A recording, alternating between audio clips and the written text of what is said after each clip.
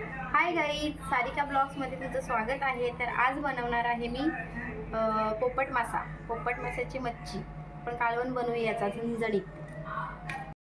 चला तर आपलं तेल गरम झालेलं आहे, तर आपण फोडणी घालूया। लसूण घातलेलं आहे मी आणि त्याच्यामध्ये घालते कांदा।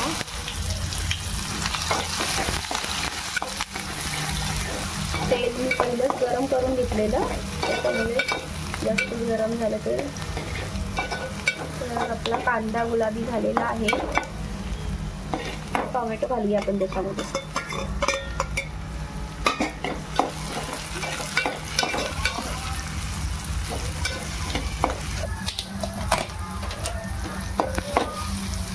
तर बघा आपला कांदा टोमॅटो व्यवस्थित शिजलेला आहे आणि मी लसूणच्या 2-3 पाकळ्या घातलेल्या आहेत फोडणीला। तर हे आहे खोबरं, ओला खोबरा आणि कोथिंबीर आणि लसूण मी वाटण करून घेतलेलं आहे। तर आपण आता हा त्याच्यामध्ये घालूया।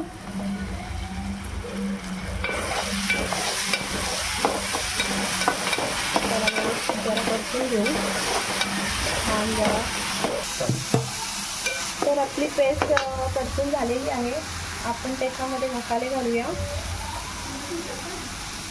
हा आहे गरम मसाला आणि ही आहे हळदी पावडर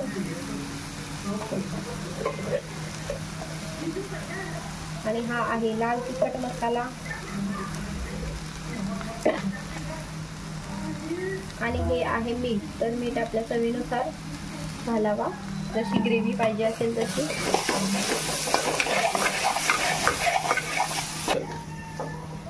तर बघा ही ग्रेव्ही ना व्यवस्थित परतून घ्यायची, जो आपण वाटण केलेला तो। आणि मी त्याच्यामध्ये थोडंसं पाणी घालते। पाणी घालून सुद्धा थोडंसं परतून घेते।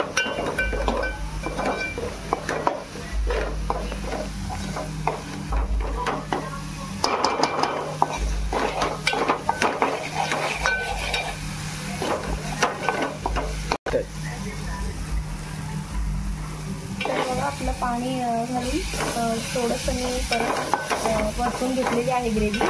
तर तेल सुटलेलं आहे, तर आपण त्याच्यामध्ये आता पाणी घालून घेऊ।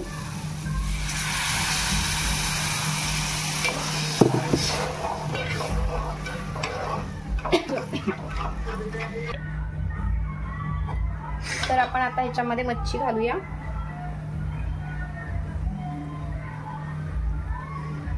तर हा आहे पोपट मासा, काटा नाही आहे बिलकुल, कसंही खाऊ शकतो, मस्त खूप मज्जा येणार आहे खायला।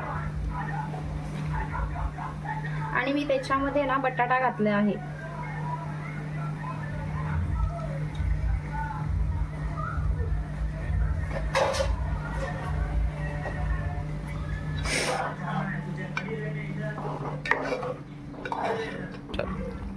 तर ही आहे ओल्या आंब्याची आंबोशी, जी मी सुकवून बनवते ती। तर आपण ही घालूया त्याच्यामध्ये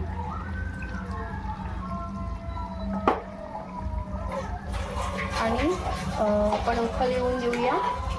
मच्छी 5 मिनिटं शिजून घेऊया। तर आपला रेडी झालेला आहे रसा। गॅस बंद करते मी।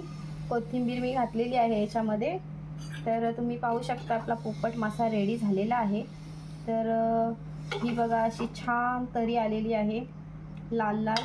तर मी ही रेसिपी बनवली पोपट मासा। तर ही कशी झाली मला कमेंटमध्ये नक्कीच सांगा। सबस्क्राईब करायला विसरू नका आणि जर तुम्हाला आवडली असेल तर सर्वांना शेअर करा। Bye bye.